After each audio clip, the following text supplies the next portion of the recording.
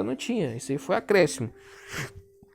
Segundo o que ele fala, segundo muitos comentaristas. Mas muitos quantos? E quem os comentaristas e qual a base deles? Então aqui não fundamentou nada. Mas ele colocou uma interrogação, né? Ele colocou um pingo no i bem aqui, né? No caso, quem lê isso aqui já fica, né? No caso, quem lê isso aqui já fica querendo saber quem foram esses comentaristas. Qual que foi a base? Quem disse que não tinha sacerdote, não tinha trombeta, né? Não tinha arca, não tinha, são efeitos que foram acrescentados.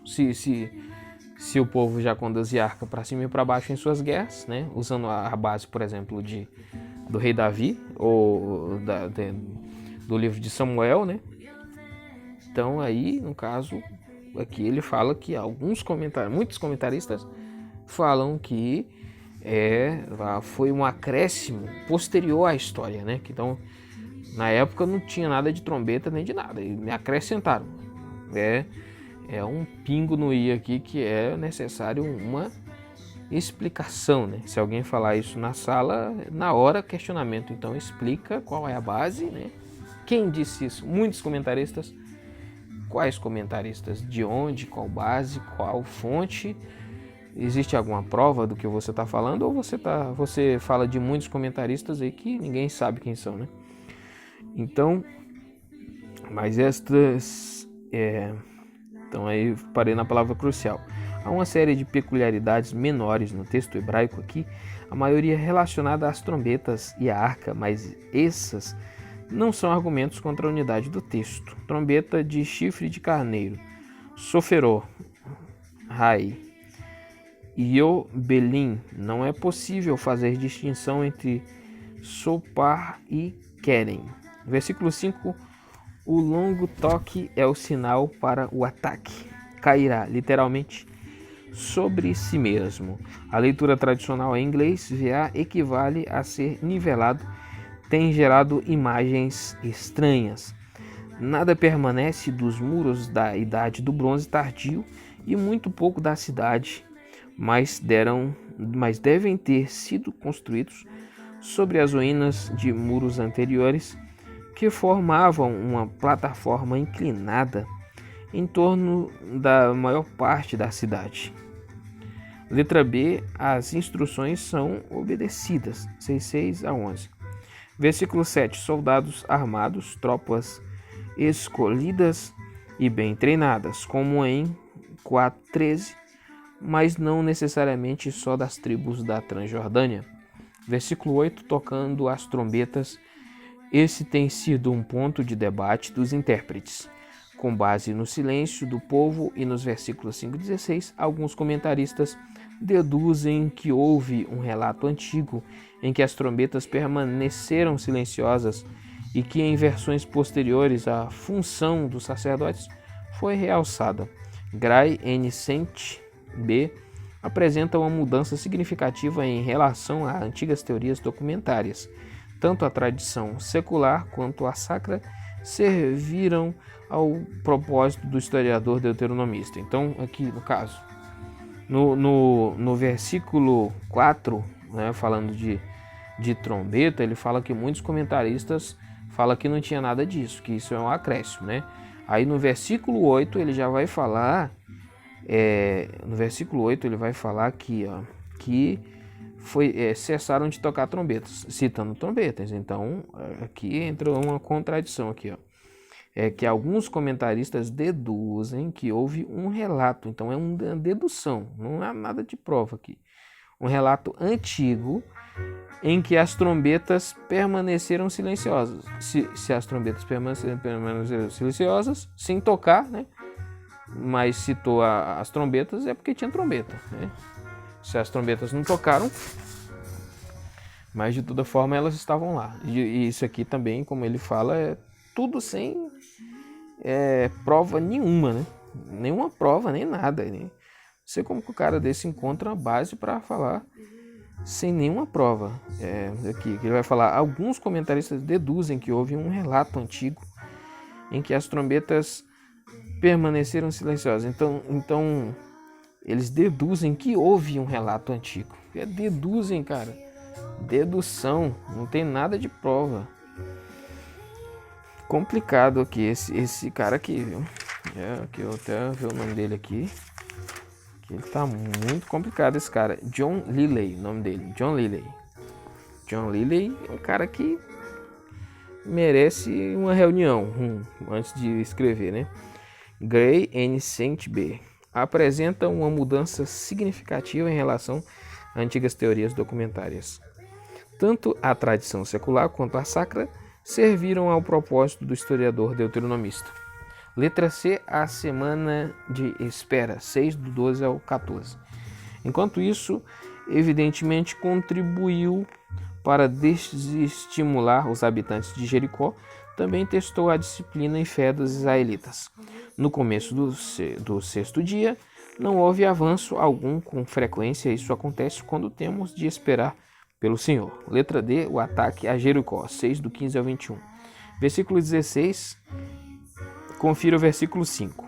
Versículo 17, consagrada ao Senhor hebraico Herem. Levíticos 27, do 28 ao 29. E Miqueias 4, 13, confirmam o significado de devotado ou consagrado. Irrevogavelmente. Confira Deuteronômios 13, do 12 ao 18, no caso de uma comunidade israelita idólatra. Precisamos observar que a motivação é de princípio e não de cobiça.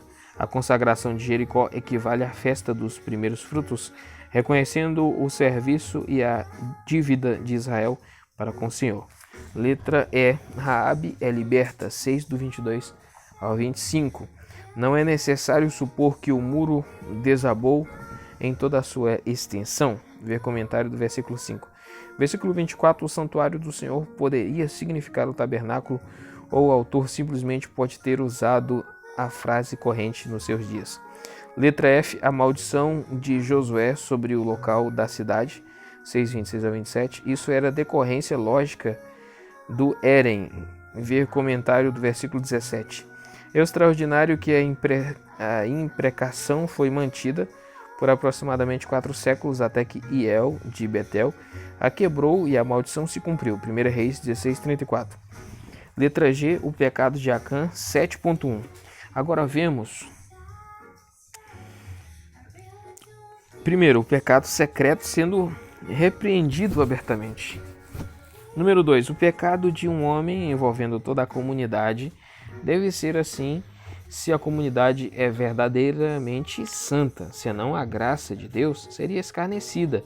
O verbo ma'al é usado quase exclusivamente para se referir à infidelidade a Deus ou no casamento. Número 5:12.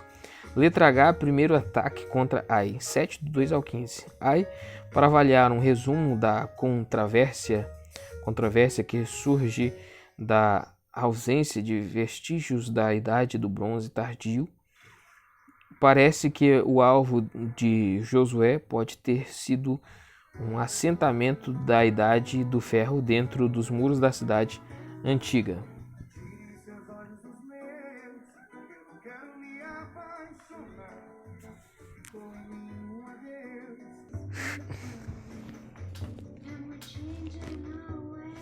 Parece que o alvo de Josué pode ter sido um assentamento da Idade do Ferro dentro dos muros da cidade antiga. Eles são poucos. No entanto, D. Livingstone reabriu a questão do sítio arqueológico de Betel e, portanto, de Ai.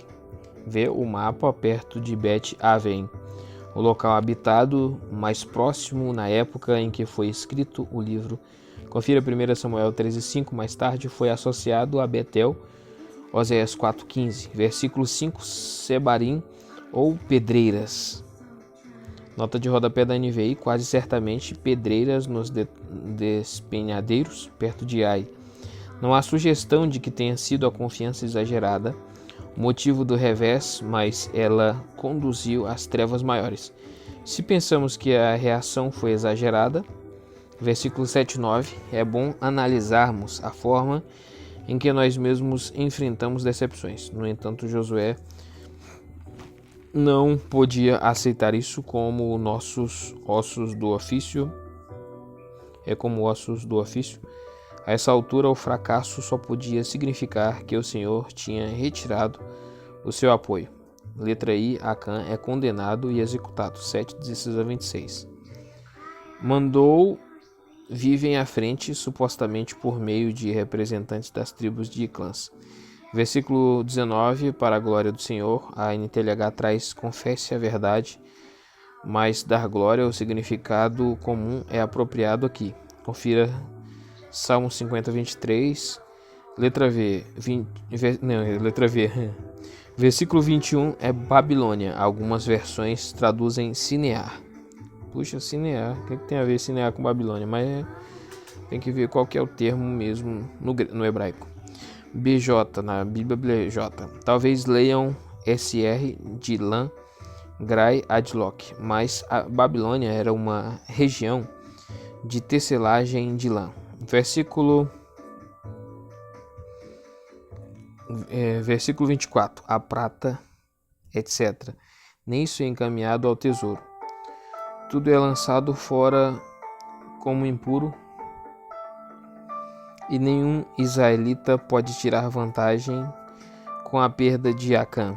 A severidade do castigo é proporcional ao sentimento da realidade da presença de Deus com Israel. Atos 5, 1 Coríntios 5. Versículo 25, apedrejou. O método comum da execução realizado pela comunidade, que precisa assumir a responsabilidade pela purificação e eliminação do mal. Deuteronômio 17:7. Depois inferido. A RSV segue o hebraico. A execução como fogo priva do sepultamento comum e expressa horror especial pelo pecado. Levíticos 20:14. Apedrejou também os seus. Confira 22:20. Não foi o único que morreu, assim como o homem era responsável pelas ações de sua casa, os integrantes da família eram cúmplices do crime dele. J. Preparativos para o segundo ataque, 8 do 1 ao 9. O pecado tendo sido expiado foi eliminado e a confiança foi restaurada. Não somente isso, Josué recebeu orientações para evitar o custo de um ataque frontal a esse alvo traiçoeiro. Usar o exército todo não era uma necessidade militar, mas o compromisso com a guerra santa. A questão espiritual é semelhante à de Juízes 7:2, mas a conclusão prática é oposto, porque a cosmovisão de Israel, Josué 7:3, era diferente. Versículo 3, a emboscada é explicada em alguns detalhes, seguindo logicamente o versículo 2. E comentada novamente no versículo 12, 30.000. O versículo 12 diz 5.000. Deve-se presumir que houve um erro escribal aqui, 30.000. É improvável. O versículo 9, entre Betel e Ai, talvez ao sul das colinas mencionadas em Gênesis 12:8. Não necessariamente num vale, mas garantindo cobertura e sendo alcançável por meio de um desfiladeiro. Ver comentário de 7.2. Letra K, destruição de Ai, 8 do 10 ao 29. Versículo 10, 13. Os preparativos para o ataque, a primeira e a última frases, que correspondem aos versículos 3a e 9b, mostram a dimensão do tempo nestes parágrafos.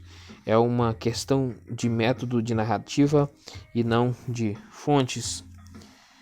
Versículo 14, local de onde se avisa a Arabá, Hebreus, Lamoed, ao encontro. VA, tempo marcado. Confira 1 Samuel 20:35, não é natural aqui. A emenda Lamorad na descida, como em 7.5, é justificável.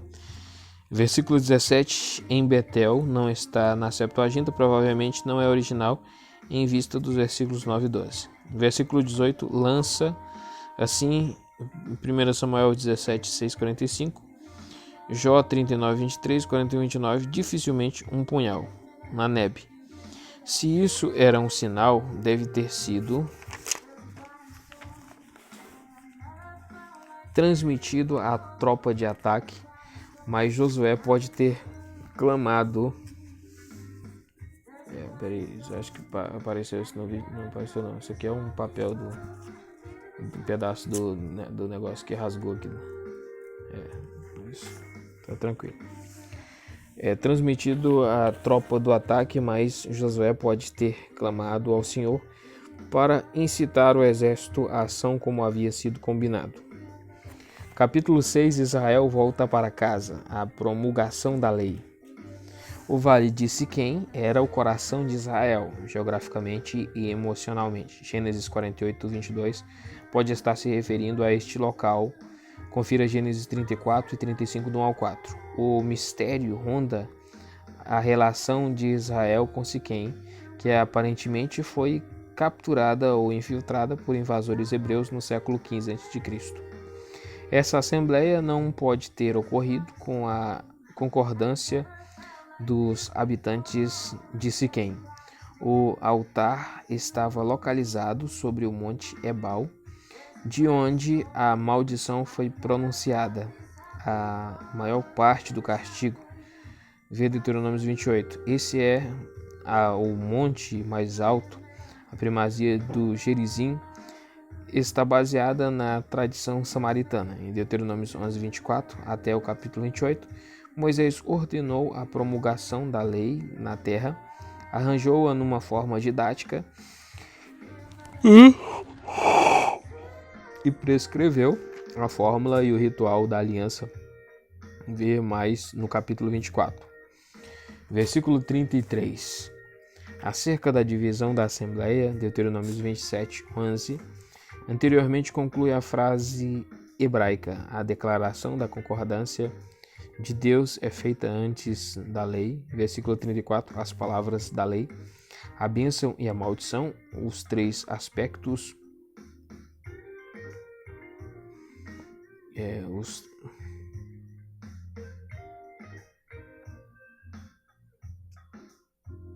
os três aspectos essenciais da aliança como contidos no livro da lei, Levíticos 26 e Deuteronômio 28. 7. Aliança com os heveus e a investida no sul, 9.1 e 10.43. Letra A, a reação dos cananeus, 9 do 1 ao 2. Observe a habilidade com que o autor se atém ao tema principal tratado aqui. A oeste do Jordão, ver comentário de 1.14, Isaías 9.1. A RSV omite e depois de Cefelá incorretamente, ver comentário de 12.7. Souberam disso do progresso de Israel.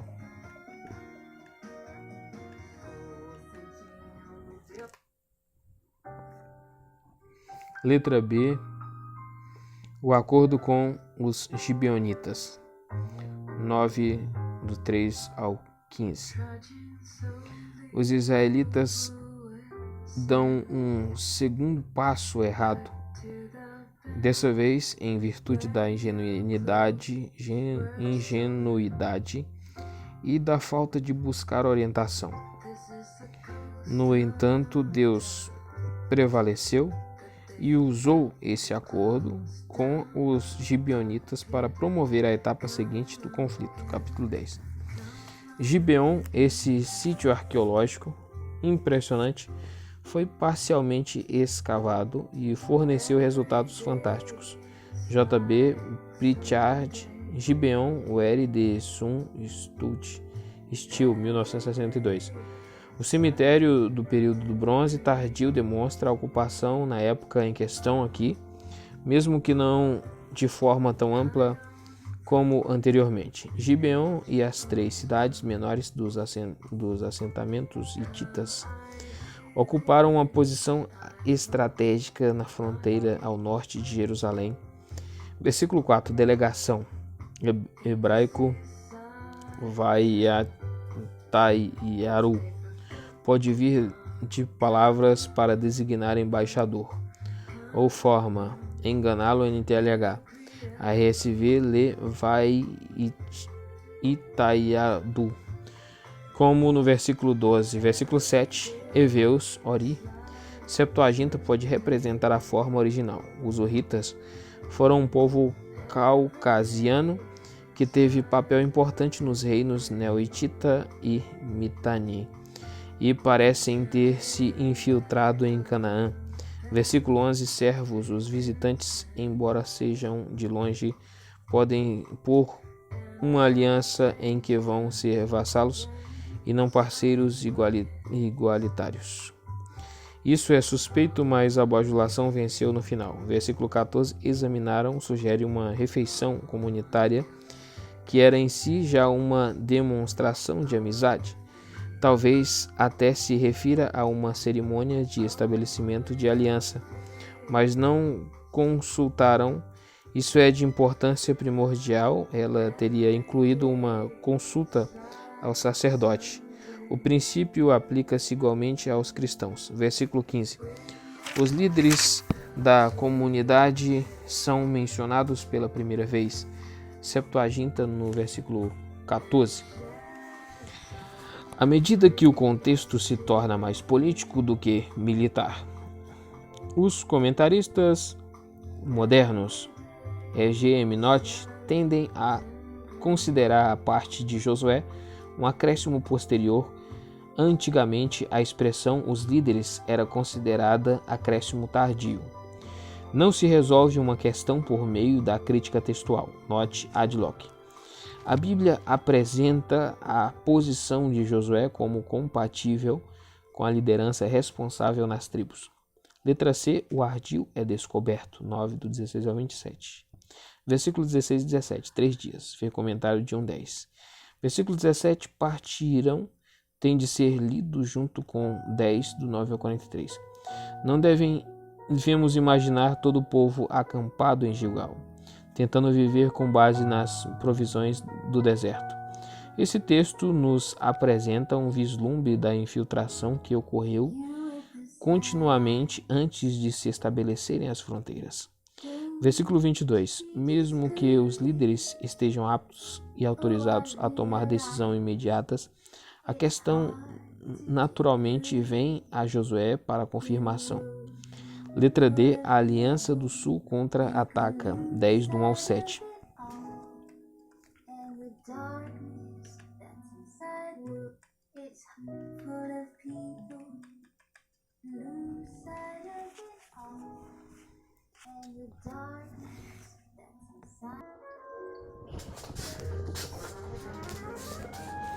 O ardil é descoberto. 9, 16 a 27. 16, 17, 3 dias. Ver comentário de 1:10, versículo 17. Partiram tem de ser lido junto com 10, 9, 43. Não devemos imaginar todo o povo acampado em Gilgal tentando viver com base nas provisões do deserto. Esse texto nos apresenta um vislumbre da infiltração que ocorreu continuamente antes de se estabelecerem as fronteiras. Versículo 22. Mesmo que os líderes estejam aptos e autorizados a tomar decisões imediatas, a questão naturalmente vem a Josué para confirmação. Letra D. Aliança do Sul contra-ataca. 10, do 1 ao 7. Jerusalém, havia muito tempo, já era a cidade mais importante da região, embora a quantidade de cidades-estado houvesse aumentado desde o período de Amarna e a Arone, nome difícil, Arone, Land of the Bible, 1966, página 195, que agora citou uma fonte aqui, né? Até que enfim, né? Agora estava entrando em declínio, saqueada e abandonada por Judá. Juízes 1. Foi ocupada por migrantes jebuseus até o tempo de Davi. Entre as cidades governadas por um rei, versículo 2, estavam Gezer, Laquis e Jerusalém. Apesar do seu poder, a cidade dos heveus tinha uma posição inferior, provavelmente por reconhecer o rei de Jerusalém como o senhor acima deles. Beerote e Quefira, nas mãos de inimigos, iriam estrangular a comunicação de Jerusalém com o Ocidente. Letra E. A Batalha de Gibeon, 10, do 8 ao 15. Sugere-se que Josué veio entre o inimigo e Jerusalém, por isso a fuga em direção ao oeste. A chuva de granizo caiu quando os fugitivos alcançaram o campo aberto, perto de Azeca. O registro do dia longo tem sido muito debatido. Há paralelos em histórias chinesas, egípcias e mexicanas, mas não coincidem em dia e hora do dia. E uma aberração astronômica não teria passado despercebida na Babilônia.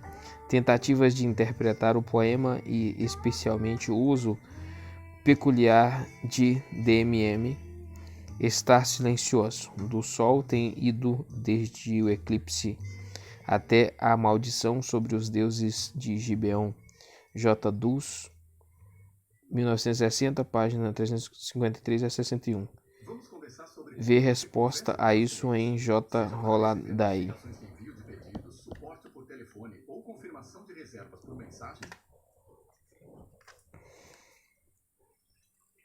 JBL 87, 1968, página 168 a 178. O que está claro é que o Senhor ajudou o seu povo a explorar a vitória. Nem nós podemos, nem o autor inspirado pode explicar satisfatoriamente como isso aconteceu. O versículo 15 conclui o excerto relacionado ao poema, a não ser que seja uma cópia acidental do versículo 43. A Septuaginta omite. Letra F, o monte de pedras em Maquedá, 10 do 16 ao 27. Esse episódio vivo expressa a vitória em termos pessoais. Observe como Josué estava preocupado com o moral dos seus comandantes, em vez de construir a sua própria imagem. Versículo 21, usou abrir a boca, literalmente afiar, cortar a língua. Confira Êxodo 11:7, versículo 24, que o tinham acompanhado o seu séquito. Versículo 27, que lá estão até hoje, mas a memória se perdeu e a caverna de pedra calcária hoje é uma de muitas da região. Letra G, os sucessores de Israel no sul, 10, 28 ao 39.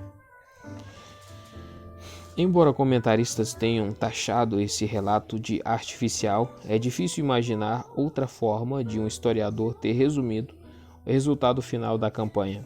Ao sul de Gezer não há outro traço de influência cananeia na história. Mesmo assim, os centros principais do antigo regime são corretamente identificados aqui. É possível que os sucessos de Caleb tenham sido incluídos aqui com vistas a esse resumo. Mas 10.3 menciona um rei em Hebron, cuja associação histórica com os Enaquins permanece obscura. Versículo 38, voltou a sudoeste de Hebron. Debir não estava no caminho acima de Eglon, mas exigia uma aproximação a partir da planície e das colinas do sul. Letra H, resumo da campanha 10 do 40 a 43. Isso conclui fase Gilgal da história. Das cidades-estado cananeias do sul, com exceção de Gezer, todas desapareceram e os israelitas puderam percorrer as colinas. Estabelecer-se era uma questão diferente, mas até aí o Senhor os tinha ajudado. Versículo 40, as vertentes também em encostas das montanhas, geralmente a parte superior das escarpas. Confira 12:3, encostas do Pisga. Aqui a região pouco habitada a leste das colinas. Versículo 41, Gozen. Confira 15:51, tem desconcertado todos os comentaristas. A descrição vai do sul para o norte. 8 vitórias no norte, 11 do 1 ao 15. Letra A, os cananeus do norte se reúnem, 11 do 1 ao 5. Jabim, o nome ocorre novamente em Juízes 4. O estudo da tradição tende a admitir somente um Jabim histórico, mas pode ter sido o nome de uma dinastia ou até mesmo um título. Josué 11 concentra-se na Batalha de Merom, enquanto Juízes 4 e 5 também está ligado fortemente a uma batalha bem diferente na planície de Esdrelon. Azor é mencionada em Josué 19:36. Não procede a informação de que Israel a tenha ocupado em época anterior. A cidade da Idade do Bronze Médio era patriarcal, era construída em solo virgem. A cidade do Bronze Tardio, provavelmente a que foi destruída por Josué, é datada por meio de cerâmica messeniana procedente do século 13 a.C. Aproximadamente a descrição de capital de todos estes reinos, os do leste da Galileia, foi confirmada pelas escavações que descobriram um muro em volta de uma área muitas vezes maior do que qualquer outra cidade da Palestina. A última ocupação cananeia, no entanto, concentrou-se principalmente na Acrópole. Ypsilanti Aharoni, agora sim, Land of the Bible, página 207. Agora sim, o cara citou uma fonte muito boa aqui, falando de arqueologia e tudo, né? Agora sim, se superou. Versículo 2. Cefelá, a sudeste de Carmelo, região é semelhante a Cefelá da Judéia. Bale Geografia, página 140/1. Versículo 3. Jebuseus geralmente seguem aos heveus nessas listas. É interessante que os jebuseus não são associados a Jerusalém nessa época. Heveus, confira Juízes 3:3, Mispá, a torre de vigia, sobranceira ao vale de Ula. Ainda não foi localizada, o vale deve estar entre o Hermon e o Litani. Versículo 5, Merom. Esse local tem sido muito debatido. Ver o mapa. As águas provavelmente ficavam próximas dali, mas não como alguns têm suposto, a foz para o lago da Galileia. É significativo que Jabim tenha sido tentado ou forçado por meio de infiltração israelita a ir ao campo e se expor. Letra B. Josué derrota Jabim em Azor, 11 do 6 ao 9. Não temos praticamente nenhum detalhe da tática de Josué. Os aspectos essenciais são que ele foi encorajado pela palavra do Senhor. Confira 9, 6, 2, 8, 1, 10, 8. Que surpreendeu e pôs os inimigos a correr, e que destruiu os seus cavalos e armas, que para Israel não tinham nenhuma utilidade. Versículo 8, a leste, isso indica que Merom estava bem ao norte, mas nas proximidades de um vale que ia no sentido leste-oeste. Letra C, as cidades que foram tomadas no norte, 11 do 10 ao 15. Esse parágrafo cobre a conquista da Galileia e de algumas das cidades cananeias das suas divisas. A destruição de Hazor tornou-se bem conhecida. Confira o comentário do versículo 1. As cidades não conquistadas, Juízes 1:27 e 30 ao 33, ficavam no vale de Jezreel e na costa.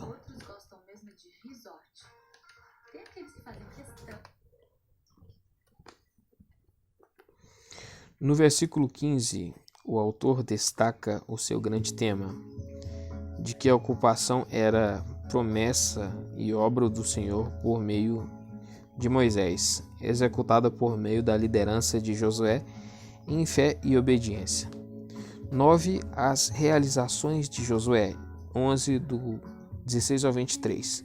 Letra A, resumo da invasão, 11 do 16 ao 20.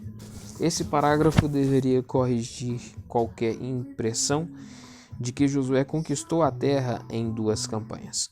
Por outro lado, independentemente das penetrações que tenham ocorrido, as guerras certamente puseram fim ao sistema político e social dos cananeus. Versículo 16, a Cefelá, ver comentário do versículo 2. Letra B, observação acerca dos Enaquins. Isso, sem dúvida, é uma referência às campanhas bem-sucedidas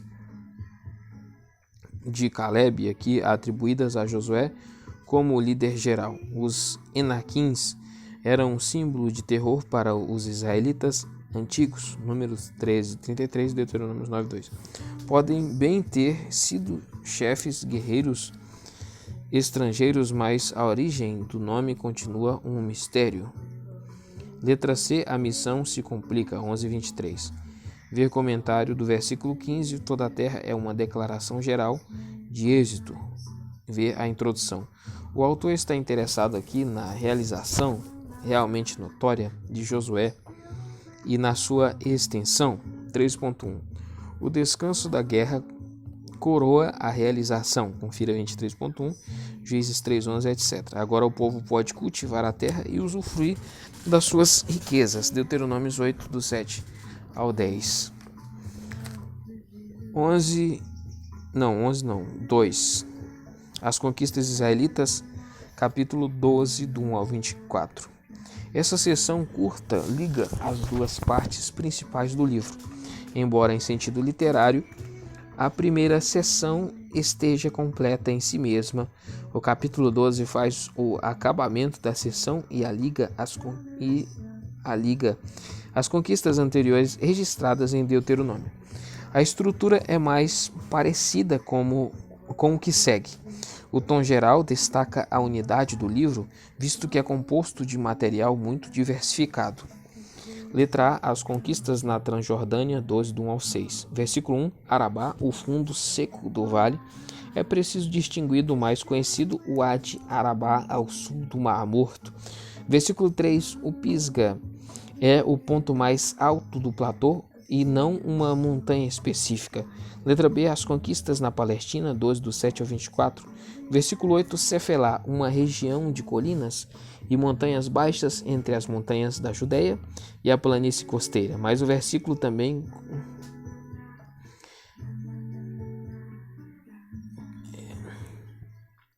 eu acho que não é versículo não, planície costeira, mas vê também comentário veja também, né? No caso é o V aqui é o veja também comentário de 11:2. O deserto representa o lado oriental da cadeia de montanhas da Judeia. Versículo 9 a 24. A ordem não é estritamente geográfica, há razões para relacionar isso com fontes literárias. Não é conhecida como cidade cananeia, pode ser Gerar, mas esta ficava bem mais ao sul. O grego sugere Gozen, Ormá, Arad, Números 21, do 1 ao 3, Juízes 1:17, Afec, Lazaron.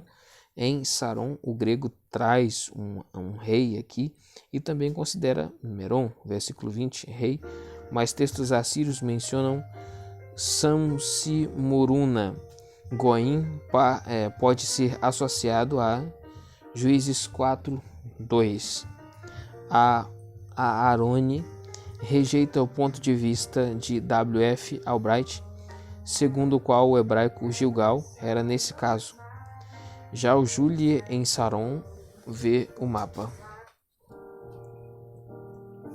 3. A ocupação. 13 do 1 ao 13:1, quer dizer, e 21:45. Número 1, introdução, 13:1. Letra A, Josué dá ordens para que se divida a terra, 13 do 1 ao 7. A carreira de Josué como líder terminaria com a ocupação ainda inacabada. Deus havia prometido mais, mas muito do que foi prometido se perdeu.